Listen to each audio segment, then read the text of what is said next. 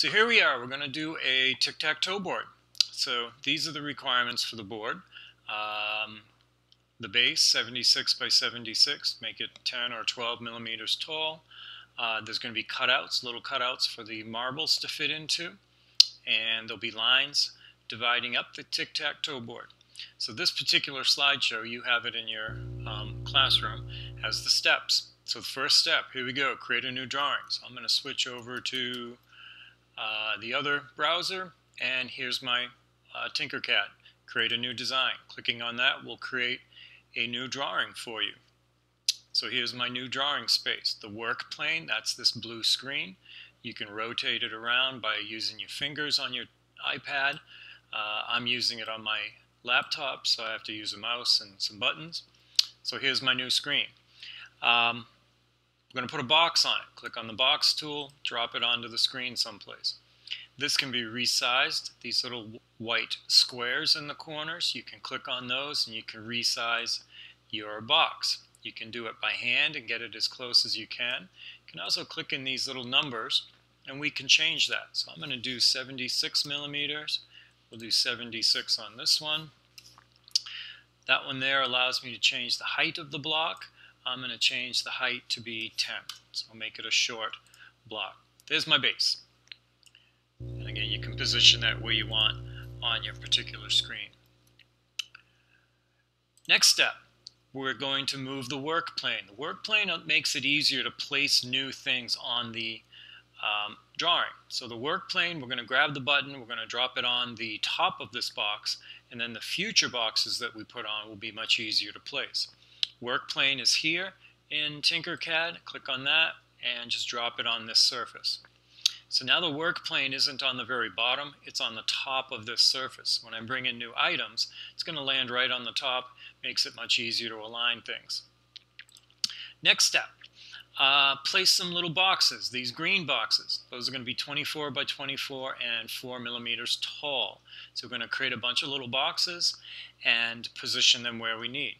We can use the duplicate button so that we don't have to create it over and over and over again from scratch. The duplicate will save us time. So create a box, we're going to drop it here on the top of this object. We need to resize it, so we'll go 24 by 24, and we'll set the height at 4. So there's my box. I'm going to change the color just so it's easier to see that it's a different box. I can zoom in and you can see that there's my box.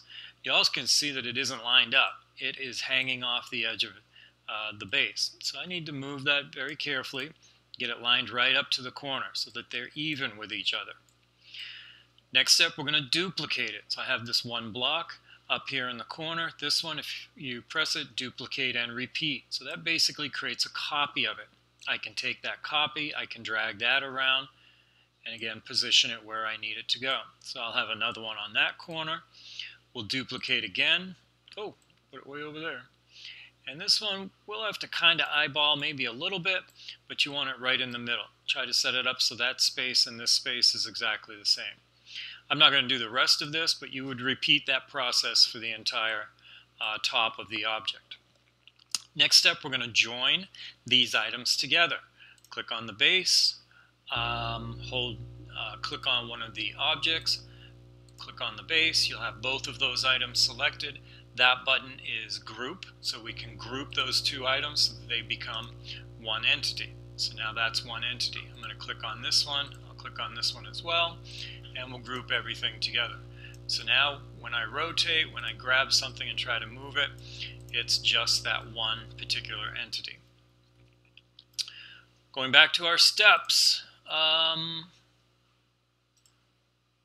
I joined the boxes together. Okay, next step, the spheres. We're going to put in some circles. Whoops. We're going to put in some circles and then cut those circles out. So the circle, 12 millimeter diameter.